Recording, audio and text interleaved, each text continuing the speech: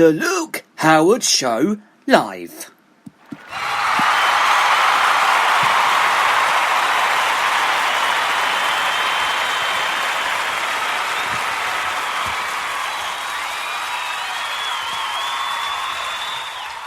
Well, thank you very much. I hope you all enjoyed my little straightforward introduction there. It's the Luke Howard Show live. I thought it'd be much different to say something different instead of saying it's the Luke Howard Show. So I thought, well, I might as well do it in a quiety, calmy sort of way today, because usually when I do it, it's very, very loud. But anyway, morning. It is Monday the 10th of August, and welcome to a brand new week of the one and the only show, the Luke Howard Show. Now, before we start with talking about news, I just want to say that I was supposed to finish on Wednesday this week for my little summer break, but you've got me for longer now, so I'm going to be here all this week, and next week is going to be Monday, Tuesday, Wednesday instead of this week. So I'll be here all this week, and then next week I'm going to be here Monday to Wednesday, and then I'm off for my holidays after that, and then I think I'm going to be back on the bank holiday. It'd be the bank holiday Monday, which is the 31st of... Yeah, is it the 31st? Is it?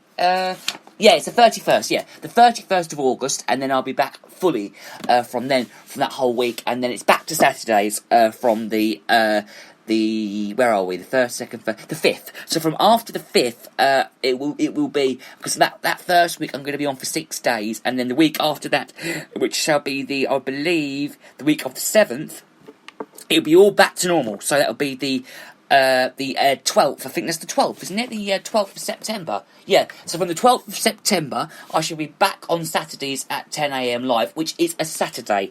Okay, so back to Saturdays, back to normal, if you know what I mean. Normal, which means I shall be back to Saturdays at 10 till 10:45 live, okay? And it will be live, so from that time. But for now, I've got all this week and half of next week, and then the holidays, and I'm back on bank holiday for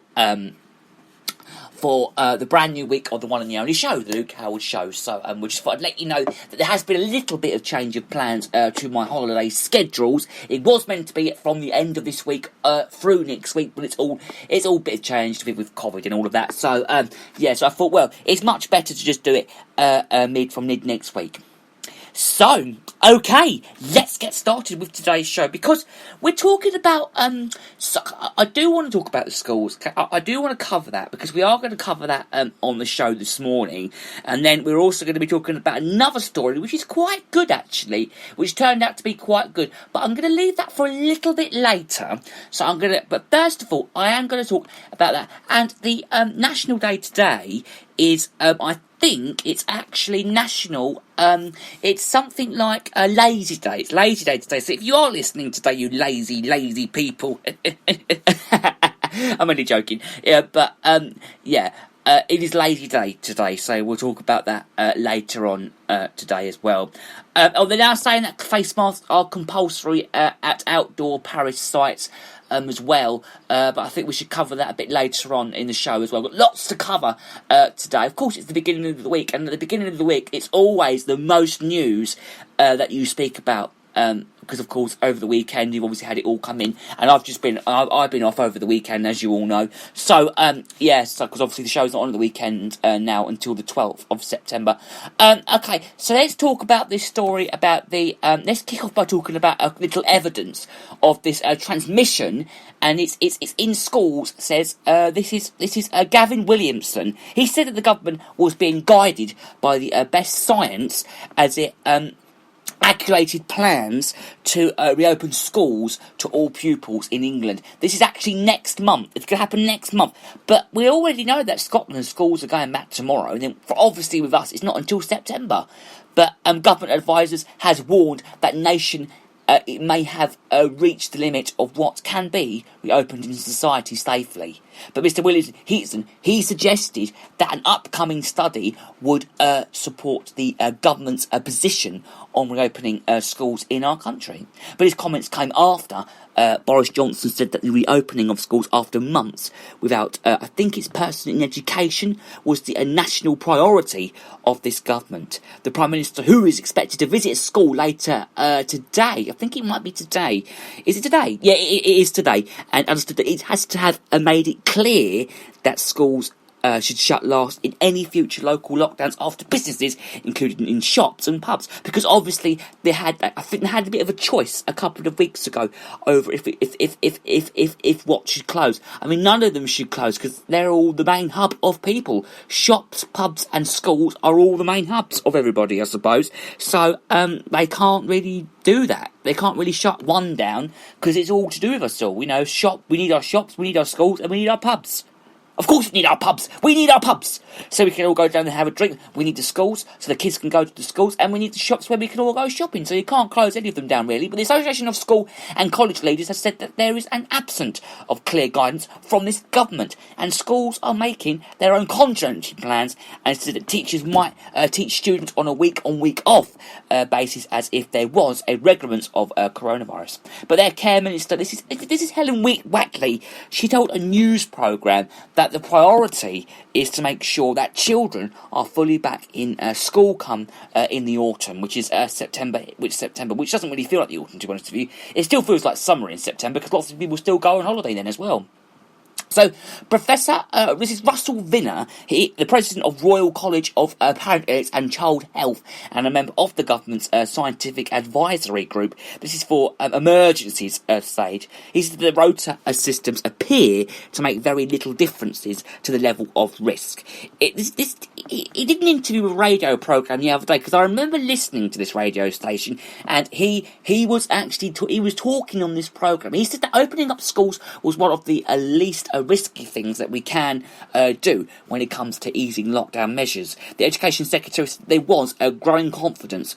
This is among parents and their children returning to their classroom. Well, of course, because it's a lot of that sort of thing, isn't it? Who's going to pick them up? Who's going to cater? Yeah, of course it is. But in a statement issued on Sunday evening, last night, this is down to hard work of school staff across the country who are putting in place a range of protective measures to prepare to welcome back all pupils at the start of term. I'm just thinking to myself, how's it going to work? It will be okay, and I'm sure it will be. I'm sure it will be all right. I'm just thinking about it now. Thinking it may be okay, it may not be okay. We don't know, but I think it will be, and I think it'll all go very well.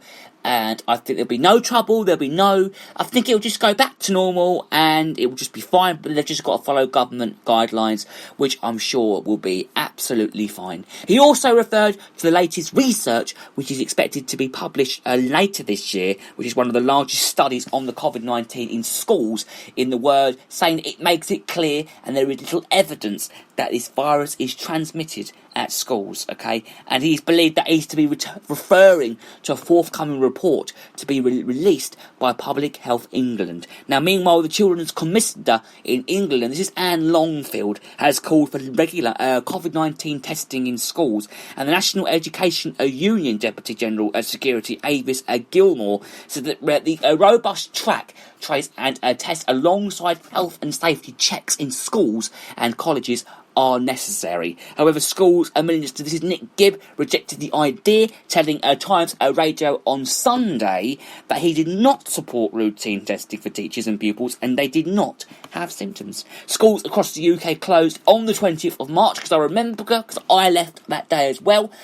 Key workers and vulnerable children went back on the 1st of June, but I know that there were still people there during what was going on at the moment, but it all began a limited reopening for early years pupils' receptions, year 1s and 6, which was from the 1st of June. Now, some government scientific advisors are all calling for improvements in the test and trace system before schools reopen. Now, one Professor Sir Jeremy Farrier, the director of the Wellcome Trust, said that a brief window before schools reopening must be used wisely. This is writing in the Observer, and he said that most urgently we need to ramp up testing. Now, meanwhile, Labour is calling for a rapid reform of the test and trace system, suggesting that local health protection teams are more effective than the national call centres. The Labour Mayor of Greater Manchester, this is Andy Burnham, told a news programme that England's contact tracing system isn't yet good enough for pupils to return to school in September, because I saw that on the news this morning as well. I did see that, and I think it'll all be fine. It says the government must give local authorities resources to carry out some of the contact tracing and give all employers in the country the ability to support employees to self-isolate on full pay.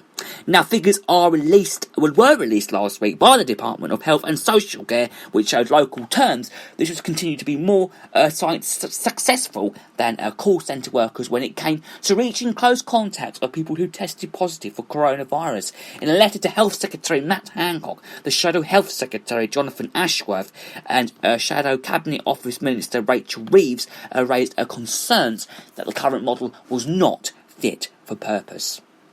On yesterday, the UK reported a further 8 people had died after testing positive for it, taking the total now to 46,574, and a further 1,062 people have also been tested positive for the virus as well.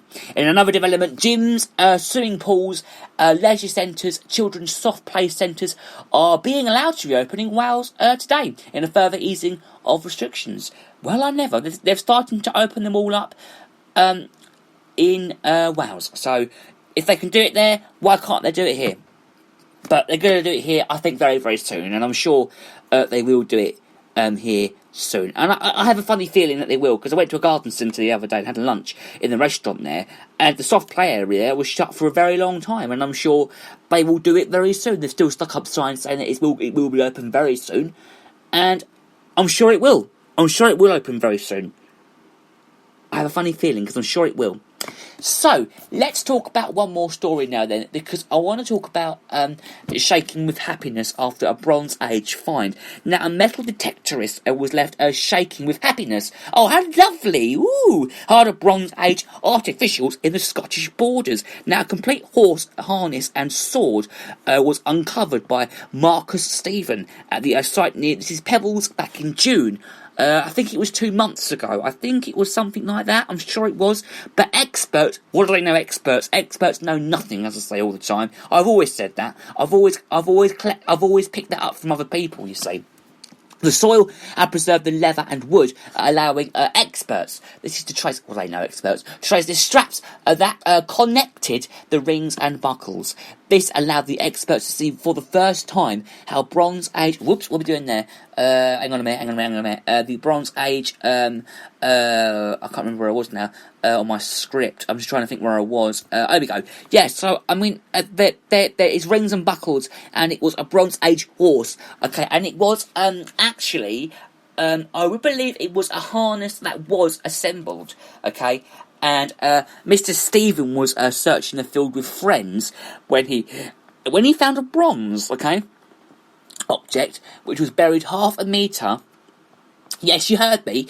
Half a metre underground. Now, he said, I thought I've never seen anything like this before, because he felt from the very beginning that this might be something spectacular. And he said, I've just discovered a big part of Scottish history. He said, I was over the moon and actually shaking with happiness. Mr. Stephen and his friends, camped in a field as archaeologists, spent 22 days investigating the site. He said, every day there were new objects coming out which changed the context of the find. Every day we all learned something new. He said, I'm so pleased that the earth was revealed to be something that was hidden for more than 3,000 years. He said, I still can't believe it happened.